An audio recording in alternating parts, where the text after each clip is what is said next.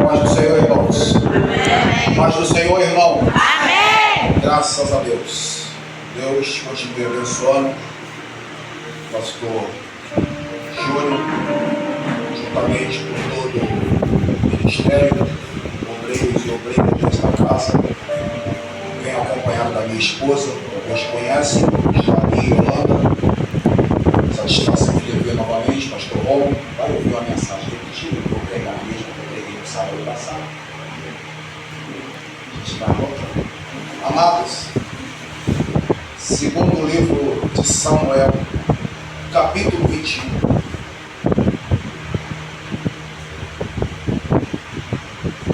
Segundo livro de Samuel, capítulo 21. Diz o texto: houve em dias de Davi uma fome de 3 anos consecutivos.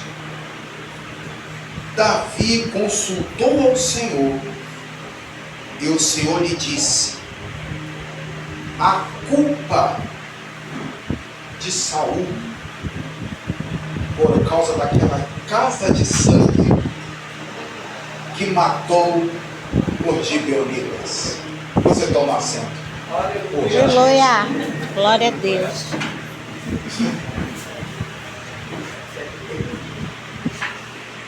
Esse texto, ele me chama a atenção, pastor Júlio, porque ele me apresenta 12 Mefibosete. Aquele que todo mundo conhece, que é o filho de Jonathan, neto de Saul. E este mesmo texto me apresenta um Mefibosete, que é filho de Saul com Zil, uma concubina que ele teve. Esse texto de segundo livro de Samuel, ele me fala de uma mulher que veio a ficar viúva por causa das atrocidades de Saul. Na verdade, a casa de Saul e as culpas que Saul carrega são grandes, são imensas, porque inclusive por causa das tentativas de façanha dele, a ama de Mefibosete incorre naquele acidente onde o moço fica coxo dos pés. Este homem Saul, ele tinha no coração dele uma opulência, que opulência? Quantidade grande de inveja. O Antigo Testamento, ele fala muito dessas causas, ele fala muito dessas coisas. Você repara a história de José. O Antigo Testamento, ele traça caminhos que parecem que vai dar tudo errado, mas Deus muda o plano dentro da lei e dentro do propósito. Você vai perceber que Saul vai de encontro aos gibeonitas e ele não podia fazer isso. Sabe por quê? Por causa do livro de Juízes, de Josué, perdão, no capítulo de número 9, pastor. Preste bastante atenção, pastor, o senhor deve saber disso, sendo um líder, juntamente com a sua mãe e com o seu pai, e também com a sua esposa, que é o seu ministério. Muitas pessoas fazem igualzinho os gibeonitas fizeram em Josué capítulo 9. Eles se apresentaram maltrapilho, ou seja, mal vestido, e se apresentaram com pão bolorento. E disseram assim: nós somos de longe e não temos recurso e nem refúgio, diferente do pedaço do testemunho que o Senhor deu aqui. Sabemos o que é verdadeiro e o que é fingimento. E neste momento estamos falando dos gibeonitas, que eles estavam de fingimento. E se apresentaram a Josué e seus homens e disseram assim: viemos de longe, estamos cansados. E nosso alimento está estragado, o pão está bolorento dentro da sacola. Façamos aliança, e Josué com seus homens fizeram aliança com eles. E depois foi descoberto que eles eram de perto e não de longe. E aí Josué disse assim: vocês eram de perto e não de longe. Vocês se vestiram para se disfarçar e colocaram o alimento estragado para dizer que estava precisando, mas vocês não vocês. Vocês fiquem sabendo que a partir de agora, aqui neste arraial, vocês vão colher água e alimentar o povo. Vocês vão fazer a colheita e vão alimentar o povo. Vocês vieram pedindo refúgio e socorro e nós demos. Só que vocês não precisavam. Para a gente não matar, vocês vão ter que servir. Porque tem gente que vai chegar disfarçado, bater na tua porta e falar assim, ó, tô mal vestido e o meu alimento está dolorendo. Mas é mentira. E aí, depois deles já terem feito a aliança, porque o texto de Gênesis a Deuteronômio é um texto que é eloísta. O que é isso? Eles servem a Elohim. E vocês sabem que Elohim é Senhor dos senhores, é Deus dos deuses, é Senhor de todos os espíritos, é o Criador do céu, da terra e do mar e todos os seres que há. Ele é o dono de tudo e de todos. Ele pode todas as coisas com todos e ninguém pode com ele. E uma vez que essa aliança está feita, ela não pode ser desfeita. E agora Saul, por causa da sua ganância, por causa do seu coração azedo e ácido, ele vai de encontro e mata os gibeonitas. O Senhor coloca 3 anos de fome na terra. E é bem sabido de vocês, como já foi citado aqui anteriormente pela pastora, o texto de Samuel 17, aonde Davi é um menino novo que sai para levar o alimento, mas mata gigante. Você percebe que ele sai para levar o alimento, mas na hora ele mata o gigante. O alimento você até esquece, porque o gigante caiu.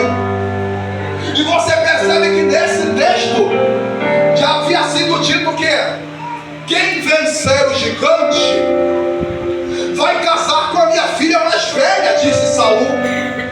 Mas quando Davi venceu o gigante, ele entregou a filha mais velha para Adriel e falou assim, ó, Davi vai se casar com Mical, porque Mical será para ele como um laço. Você vai me desculpar essa manhã, mas existe mulher que na vida de alguém é igual laço. Existe mulher que na vida de alguém é igual laço. E não só mulher, existe muito homem também que na vida de mulher é laço, é problema. Ao invés dele ajudar, ao invés de somar força, ao invés de ajudar a edificar a casa, ele destrói. Esse texto ele me chama a atenção porque agora os gibeonitas vão dizer assim para Davi, nesse mesmo texto. Davi fala assim, o que eu tenho que fazer para vocês serem restituídos na herança? Eu aprendi uma coisa, eu tive pai, mas ele não me registrou. O meu pai da terra não me registrou. E isso me diziam e jogavam na minha cara que eu não tinha herança. Mas quando eu aceitei a Jesus, eu descobri que o Senhor é a minha herança. E quando o Senhor é a minha herança, é longe, eu posso ir até a pé. O que importa é que eu vou chegar. Porque quem vai me levar, me garante me levar e me trazer. Ele guarda a minha entrada, guarda a minha saída. Ele me livra do laço do passarinheiro, me livra da peste perniciosa, me livra da peste que se propaga na escuridão, me livra da mortandade que assola ao meio-dia. Ele me faz contemplar 1000 cair ao meu lado, 10.000 à minha direita, mas eu não serei atingido. A minha herança é o Senhor.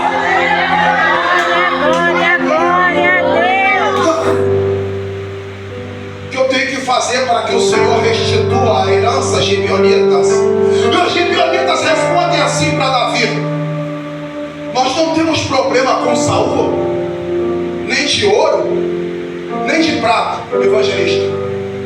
Eles diziam assim, ó, não temos problema, nem com ouro, nem com prata.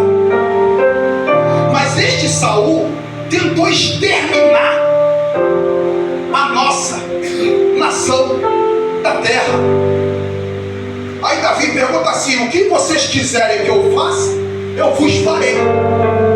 Aí os gibeonitas respondem assim, nós não queremos guerra, porque a guerra traz muito sangue e muita morte.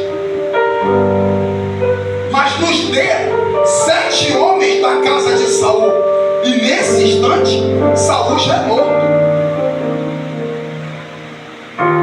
E aí Davi fala assim: eu vou fazer.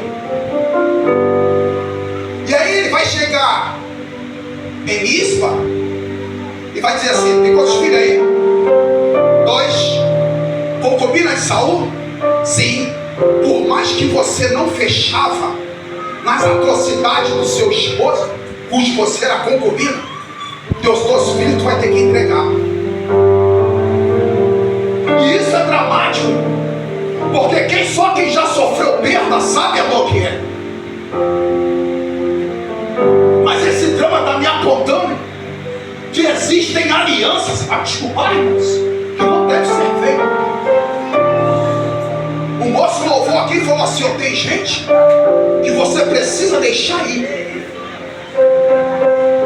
Eles só vão passar. Sabe por que os crentes não estão entendendo isso? Porque eles querem manter quem não tem que ser mantido. E sabe por que eles querem manter quem não tem que ser mantido? Porque eles acham que estão brilhando. E Jesus falou que o cristão, ele não é estrela, porque estrela é que brilha. O cristão é árvore, e árvore dá fruto. E tem pessoa que vai só coletar o fruto e ir embora. Não adianta manter, porque se manter, mata até a árvore. Agora, Davi fala assim: você, Adria, que casou com a filha mais velha de Saul? Sim. Quantos filhos tem? 5. Estou precisando de 7. 2 já está comigo. Inclusive, Mefibosete, que é filho de Saul com a concubina. Agora você também terá que entregar os 5. Mas quem está pedindo tem autoridade. E o texto fala, pastor, o senhor que está lá conosco no seminário já deve estar entendendo. O texto fala assim, ó: nós vamos matar eles e entregar ao Senhor. Como se Deus aceitasse a chacina de 7 homens. Só que isso, pastor, era contexto que os místicos gibeonitas, como eles chegaram lá em Josué para fazer aliança, eles acreditavam que a coisa tinha que acontecer assim. E como a aliança foi quebrada através de Saul, eles disseram: a gente não tem problema com ouro nem com prata, mas a gente quer 7 homens da casa dele. Não é preciso ter guerra em Israel.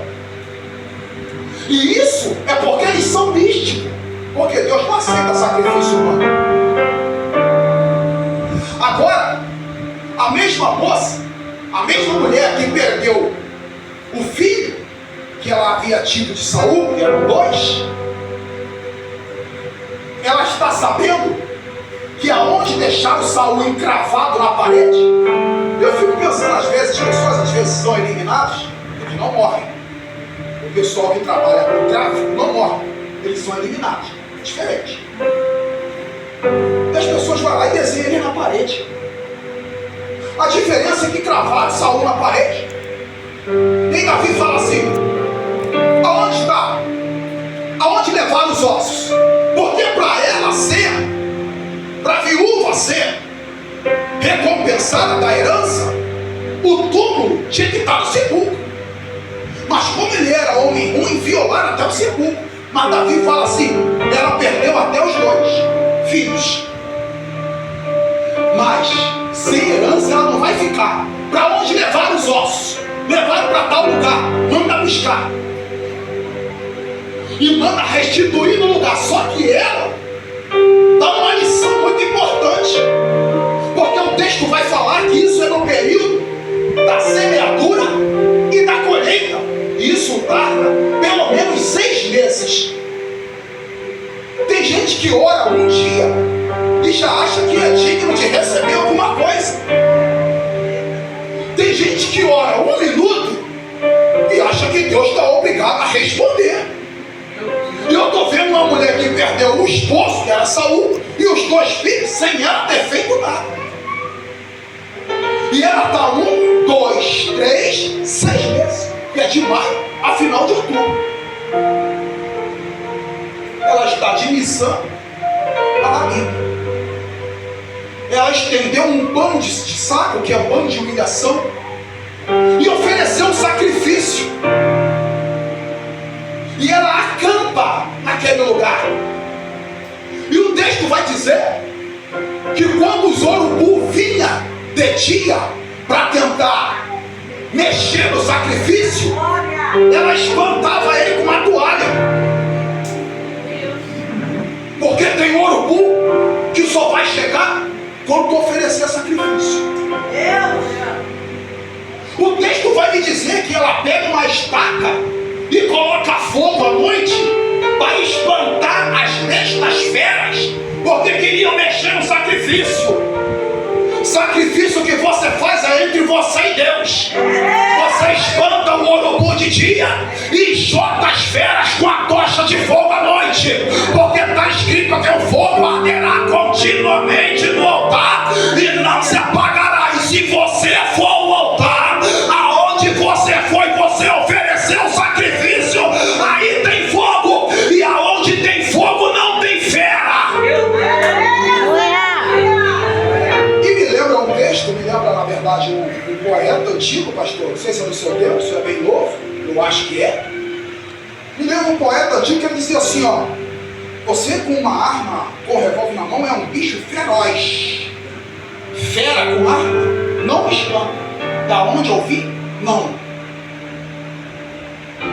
A fera espanta muita gente que está até na presença de Deus, mas ainda não aprendeu a acender a tocha para a fera não chegar nem perto. Aonde tem fogo, cobra não aparece. Sabe por quê?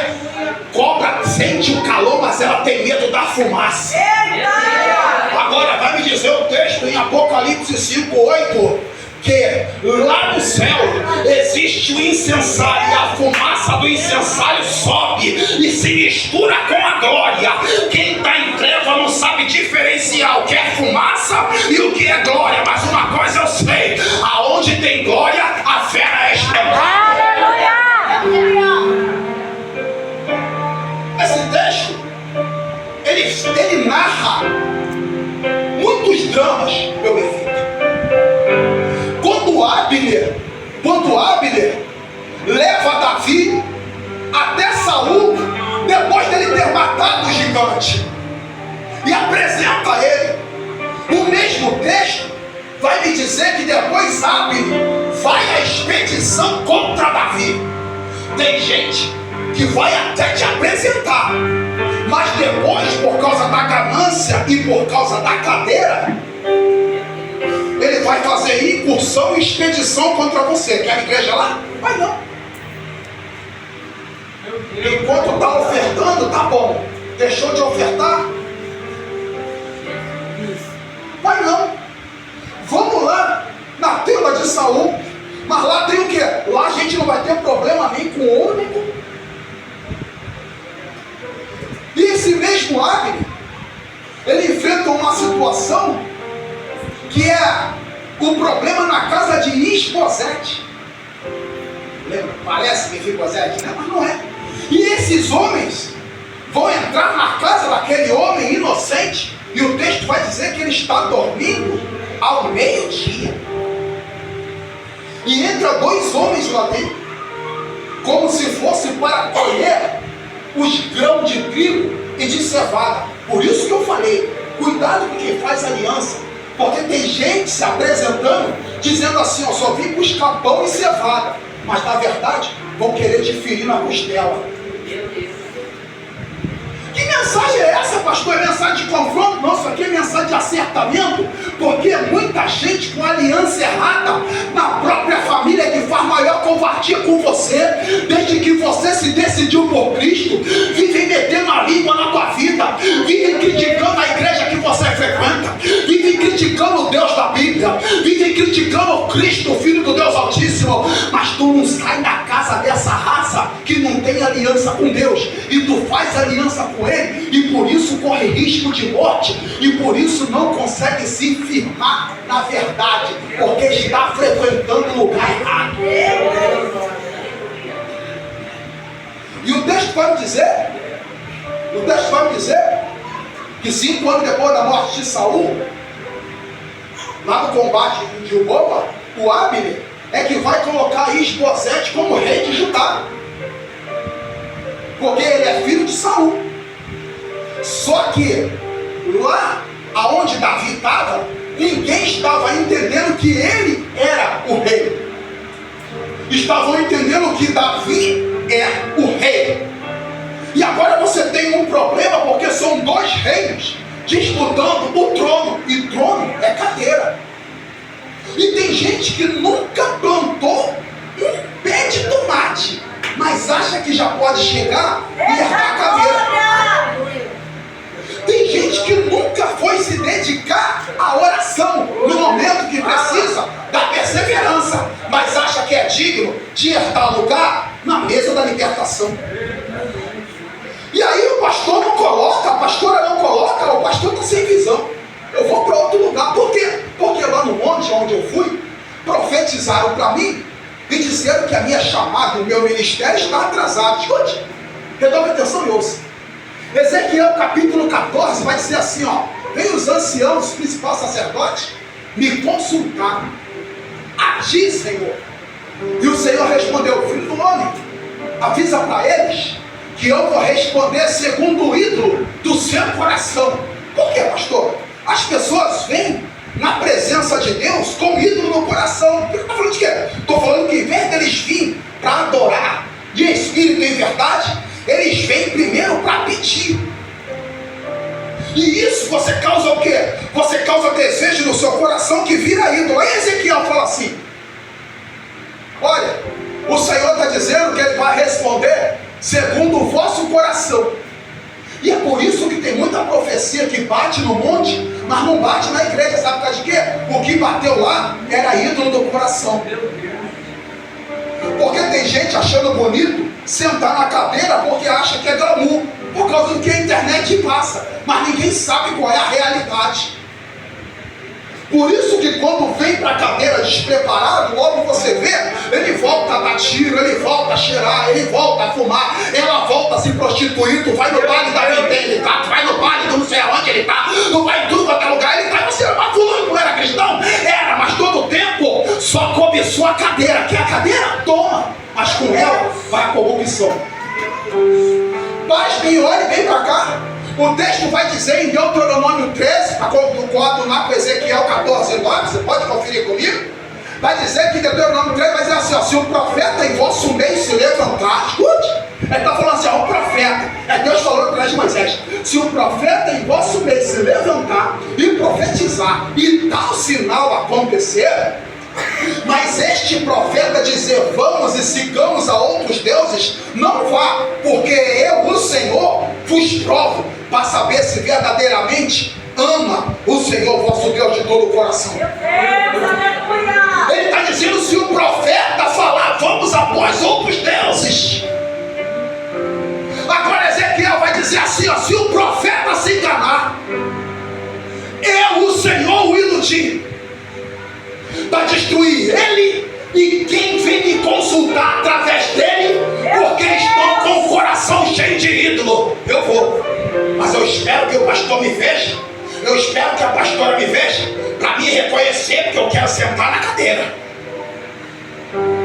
Tem gente que é assim.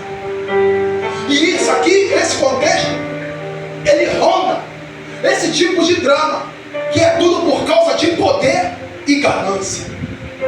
Tudo isso começa a acontecer depois de Davi cair com Betseba. E o texto vai dizer que Absalão recebe um conselho. Aquele conselheiro que era de Davi. Meu Deus, tem gente que parece bom conselheiro,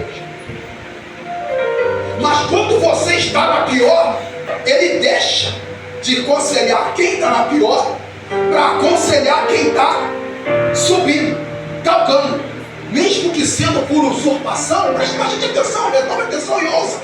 Mesmo que seja por usurpação, ele vai, porque na verdade nunca aconselhou de coração, sempre foi por ganância. Mas existe um Deus que não dorme. O texto vai dizer que Aitofel deixou de aconselhar Davi e foi aconselhar Absalão. Vou soltar. E o conselho dele para Absalão, levita: missionária de louvor. O conselho dele para Absalão é: toma posse das concubinas do teu pai, das mulheres que ele deixou para você cuidar. E ele não deixou para Absalão cuidar. Absalão entrou em usura.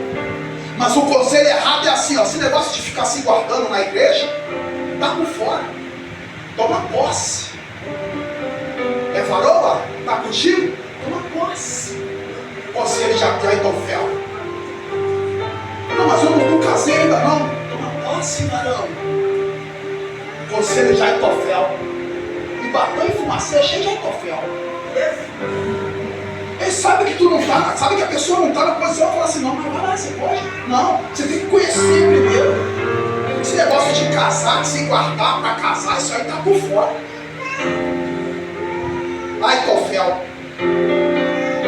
Aitofel prossegue e vai dizer assim: moço, agora, ó rei, aproveita que Davi está cansado. Tem gente que está pensando que está cansado, porque não sabe que a tua força vem do Senhor. Aleluia! E da onde vem a tua força? É do Deus que trabalha até o dia de hoje, não se cansa, ainda tem força para quem está cansado. É do Deus que trabalha até o dia de hoje e livra e ainda levanta quem está caído. Aleluia! Ele vai dizer assim: ó, vai de encontro a Davi, pega 12 mil homens e vai de encontro a Davi para você eliminar ele. Mas o texto vai me dizer que existia um conselheiro que era fiel a Davi, e o nome dele é Uzai. Mas muita gente troca Aitofel por Uzai. Sabe por quê? Aitofel está mandando assim, ó, faz a vontade da carne. E Uzai está dizendo assim, ó, fica na posição. Uzai está dizendo assim, ó, fica na consagração. Uzai está dizendo assim, fica na presença. Uzai está dizendo assim, busca na palavra. Uzai está dizendo assim, fica com quem quer louvar, fica com quem quer louvor. Uzai está dizendo, permanece reto. Uzai está dizendo, permanece fiel. Aí o texto vai dizer assim: Uzai vem a Davi, Davi está em fuga. Aí ele vai dizer: Uzai, você passar esse rio comigo vai me ser muito pesado. Estratégia. Davi é um homem de muita estratégia. E isso falta no meio do povo agora. Eles contam o segredo para quem não tem que contar. Aleluia! Aí depois a vida deles está lá no Facebook, só falta marcar ele. Isso aqui é a vida de fulano. Deus está pedindo para contar o segredo para ele, e as pessoas estão pegando conselheiro igualzinho a Aitofel para contar o segredo. Aí tu abre o Instagram, tá lá a história da pessoa, igual parábola, mas não é. É a pessoa se aproveitando de uma história infeliz de alguém para jogar na rede social. São pessoas, sabe o que? Mística. Chegou até na igreja, mas não deixou aquela obra espírita no coração. Não esqueceu o folclore. E agora Uzai fala assim, Davi fala para Uzai: vai até Absalão, aconselha ele de maneira diferenciada, e assim tu vai jogar por terra o conselho de Aitofel. E Uzai vai, porque conselheiro na posição tem coragem de pisar em qualquer território. Não vem me dizer que eu moro ali e não posso pisar aqui. Não vem me dizer, não vem me limitar. A terra é dele. Aí Uzai chega: olha, rei Absalão, não faça isso. Absalão fala assim para Uzai: ué, é assim que você é amigo de Davi? Aí Uzai fala assim: de certo, como eu servi ao seu pai, assim eu te servirei. O trono não está contigo? Não faça assim, tal rei. Porque se seguir o conselho de Aitofel, tu sabe que Davi e os homens dele estão irados, igual a ursa, a qual os cachorros roubaram de filhote. Então não faça assim, porque ele pode estar escondido em uma das covas. E se entrando da onde ele está, alguns homens de Absalão cair, vão começar a aclamar a queda de Absalão. E aí Absalão fala assim: o conselho que Uzai deu é bom, o de Aitofel é ruim. Agora Absalão começa a coletar conselho com Uzai. Aí o texto vai dizer que Aitofel, ao guarda um jumentinho, vai para casa, coloca a casa em ordem e se enforca. Sabe por quê? Quem dá conselho ruim, se mata. Mas ele poderia ter se jogado em cima de uma espada, não poderia? Sim. Só que quem dá conselho ruim é obra de asfixia, porque enforcar é asfixiar. E o mau conselho asfixia a pessoa. E o problema é que tem gente que vai atrás de Aitofel. Mas o cara está na posição, o cara está louvando, o cara está cantando, ele é até frente de uma igreja ali, mas é igual Aitofel, vive na carnalidade, na fornicação. Não, mas eu vou me aconselhar com ele. Mas por que você não pega conselho com o teu pastor lá? Ele vai me colocar no banco. Tem gente que está andando por um caminho e que não está encontrando com Satanás. Sabe por causa de quê? Está indo pelo mesmo caminho que Satanás. E justamente quem colhe o conselho de Aitofel. Todo dia? O senhor não está falando com gente aqui que já mandou sair da casa do parente um montão de vezes, mas continua? Se tu não quebrar esse negócio, você que vai ser quebrado. Porque Deus, ele fala. Ele não vai descer aqui para falar com ninguém, para mandar mensagem. Eu estou falando uma mensagem que é diferente da de sábado passado, no mesmo texto. E é diferente do esboço, que eu demorei 8 horas para fazer. Aqui. Está certo assim? O texto está me dizendo que Uzai vê que o conselho dele foi válido e chega a Abiatar, sacerdote, e avisa tudo. E agora vai a notícia para Davi, que recolhe tudo que tem e vai embora. Esse mesmo texto aqui me fala de um homem da casa de Saul, por isso que eles são mortos. Porque se Saul caiu, mas ainda tem homens na casa dele, eles vão querer vingar por causa do trono. O texto me fala que um homem da casa de Davi, da casa de Saul, ele sai e vai atrás de Davi, amaldiçoando, jogando pedra e jogando terra. Tem gente que é assim, vai amaldiçoar, jogar pedra e jogar terra, como se só não bastasse o amaldiçoar, ele vai apedrejar, porque apedrejar é sinônimo de matar. E não só isso, ele ainda joga terra, que está dizendo assim, ó, além de você morrer amaldiçoado, estou te apedrejando para você morrer e ainda vou te enterrar. E Davi está andando com seus valentes à direita e à esquerda e prosseguindo o caminho. Porque quem sabe o caminho que está, não se preocupa com quem está amaldiçoando, jogando pedra e jogando terra. Mas por que não se preocupa? Porque com a pedra eu pego para fazer o alicerce do castelo. A terra eu já misturo com uma argamassa para poder colar uma pedra na outra. Agora quem está atacando pedra, na hora que vê o alicerce pronto, chega e fala assim, ó meu rei, perdoe a minha falta e a minha culpa, porque primeiro vão te apedrejar, vão te tacar terra e te amaldiçoar.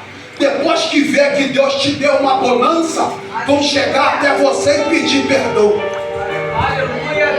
Abisai está com Davi e fala assim, para perdoar ele, rei?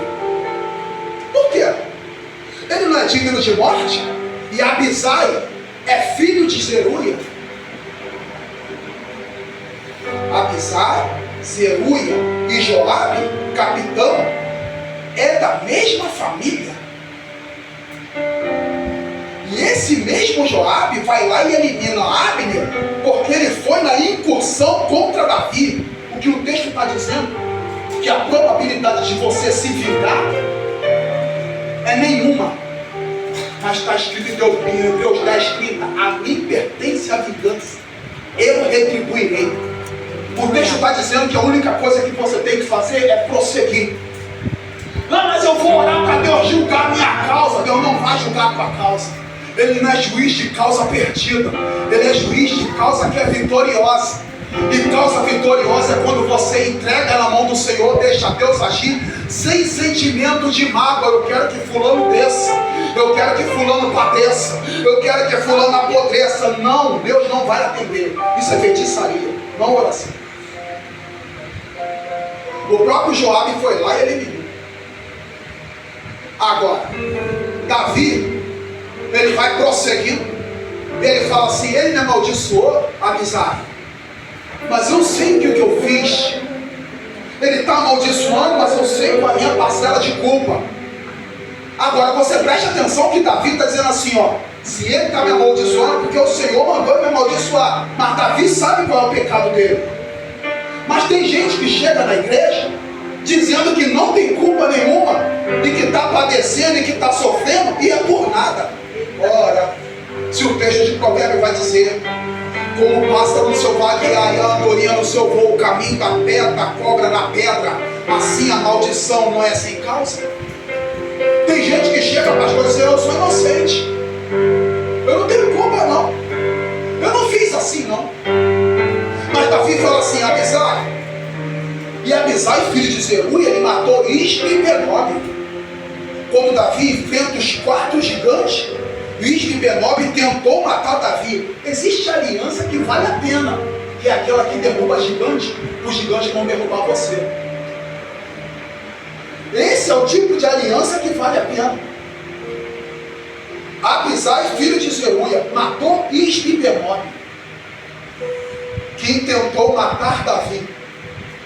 Existem certos tipos de aliança, pastor, que vale a pena, que é a aliança intercessória, que percebe que não é o teu momento bom, mas não vem marchando, levantando a mão, dizendo: eis que te digo, vigia, porque se tu não vigiar, tu vai cair. Não, é a aliança que vê, mas em vez de falar e querer se dar por profeta, dobra o joelho e vai orar. Profetizar na terra é até fácil. Acabe e Jezabel comprava a gente e mandava intitular como profeta, que é Bíblia. A Bíblia vai dizer que Elias sobe lá no Monte Carmelo, desafia os profetas de Baal de Azera. 450 profetas de Baal, mais de 400 profetas de Azera. E aqueles lá estavam se cortando e Elias acabou com eles. Depois, para ganhar Ramote e Gileade, Acabe, Josafá faz aliança com Acabe e tem mais 450 profetas de Baal e mais 400 profetas de Azera. Ou seja, profeta falso, é fácil você sair pelo batom e fumacê e comprar. Agora quero ver tu comprar profeta verdadeiro, porque quem é verdadeiro não se vende. Aleluia. E você está vendo ele comprar profeta para falar aquilo que agrada. Agora o texto vai dizer que quando Davi, por causa de Abisai, ele fala: Abisai, compete a mim, eu vou deixar ele viver, por certo, não morrerá. E nós estamos precisando aprender que pessoas que erram conosco são pessoas fracas, e quem é fraco precisa de pão, porque pão é alimento. Aleluia. Pessoas que são fracas precisam de água, porque elas estão desidratadas, e a água hidrata. E tanto o pão quanto a água, todos dois, é palavra. Aleluia. Porque são pessoas que estão andando por aí atrás de visão, revelação e profecia, mas quando é palavra, o culto não está bom para eles. Então nesse culto, que só quer visão, revelação e profecia, não precisa me chamar, porque eu gosto da palavra. Aleluia. Porque a palavra, ela não vai dizer para mim que o meu ídolo no coração, ela vai me responder aquilo que o meu coração quer. Ela vai me responder aquilo que eu necessito para permanecer de pé. Então a palavra não engana ninguém. Tem muita gente que só está sendo enganado porque não se apegou à verdade. O texto vai dizer que Zil, ela faz o seu sacrifício e permanece 6 meses, até que ela foi restituída. Agora o Mefibosete, filho de Saul, e a pergunta é: por que Saul coloca o nome do filho o mesmo nome do neto? Porque tem gente que é assim, ele não está satisfeito com o que ele tem, ela não está satisfeita com o que ela é. Ela quer ter o que você tem e quer ser o que você é. Por isso bota o nome do filho igual do neto. E ele ainda deve ir conjecturando, ele ainda deve dizer assim, porque Mefibosete, filho de Jonathan, está aleijado dos pés, mas o meu não, está inteiro. Até que chegou a hora dos filhos dele pagar pelo pecado dele. Peraí, pastor, mas o texto vai dizer, muito bom isso, né? Que o filho não paga pelo pecado do pai. O que eu falei? Em Deuteronômio é o que? Eloísta. E quando você passa de Samuel que entra aos profetas, aí o termo é javista. Eles servem a quem? A Jeová. A ordem de Jeová, quando Deus a trata como Jeová, é uma. Quando Deus trata como Elohim, é outra. Isso é javista e eloísta. Aí, pastor, essas linguagens muito técnicas não servem não. É por isso que muita gente é enganada, porque não sabe quando foi Elohim e não sabe quando foi Jeová. Agora, o que está acontecendo? O moço vai dizer assim, ó, restituída foi Silpa, restituída foi, só que o Mefibosete, filho de Jonathan, Davi perdoou. É da casa de Saul, mas ele é aleijado, Davi perdoou. Mas quando que foi isso? Lá em capítulo 9. Quando Davi chega lá em Lodebar, e aí ele fala assim, tem alguém da casa de Saul que eu possa agir de benevolência? E vai dizer assim, não. Pastor, está na hora de acabar? Eu falava, na hora de acabar, tu falando. Tem alguém da casa de Jonathan? De Saul? Ah não, o que tem aqui está aleijado. E Davi, muito gentil, porque se é outro, responde assim, não estou perguntando se está aleijado ou não. Eu quero saber se é da casa de Jonathan, de Saul. Não, está aleijado. Ah, tá. Quando chega no capítulo 16, o mesmo Ziba vai de encontro a Davi, com jumento, com bolo, com vinho, alimento. Aí oferece. Aí Davi pergunta, para quem é? Isso aí, o jumento é para a tua casa, para servir de montaria, o vinho para os teus servos, o pão, os bolos de passa, tudo isso aí é para vocês. Porque ele está querendo salvar a alma dele, que lá atrás ele foi covarde com Mefibosete. E aí Mefibosete, quando encontra com Davi, porque Ziba vai, Mefibosete vai depois. Aí ele fala assim, 16. Aí ele fala assim, ô Mefibosete, por que você não vem com o rei? Aí Mefibosete diz assim, responde, ó rei, eu pedi o meu servo para guardar o jumentinho, mas ele, sabendo que eu sou coxo, me enganou e ainda me acusou. Ele pegou aquilo que era para conduzir Mefibosete e entregou a Davi de mão beijada, como se ele fosse o bonzinho da história. Só que quem tem como promessa o reino, não se troca por bolo. Quem tem o reino como promessa, não se troca por jumento. Aleluia. E aí o que acontece? Mefibosete, tu ainda está contestando ainda a causa de Ziba? Faz o seguinte, deixa tudo que tu tem para ele, porque para onde tu vai, é boa medida, recalcada, sacudida e transbordante. Glória. Agora, Mefibosete, filho de Saul, foi morto e enforcado. E o Mefibosete, filho de Jonathan, vai para a casa do rei, vai para o palácio e assenta na mesa. Agora, sentado na mesa, porque você está na mesa. Na mesa, eu não tenho como ver o seu pé. Sentado na mesa, pouco importa se tu é coxo ou não. O que importa é que você vai comer, tu não precisa comer com o pé. O que a gente precisa aprender com isso? O que o manual de guerrilha e batalha espiritual do Antigo Testamento está nos mostrando? Que o nosso comportamento vai dizer mais do que nossas atitudes. Já chega, gente, dessas pregações de coach. Já chega dessas pregações de que tu vai ganhar, porque o Evangelho não te chama para ganhar, te chama você para perder, para ganhar a salvação. Isso aqui está falando de comportamento. Temos que mudar o nosso comportamento. E aprendemos com Davi, que é o homem que perdeu palácio, esposa e filhos e filho, que o comportamento dele continuou em adorar e apresentar um coração que fosse quebrantar para adorar o nome do Senhor.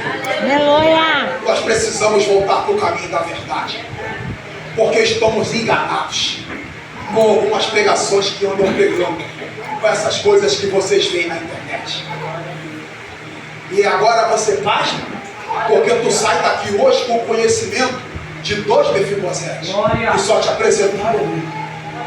Agora aquele que ficou coxo foi para a mesa do rei, e aquele um foi enforcado. Qual você quer ter?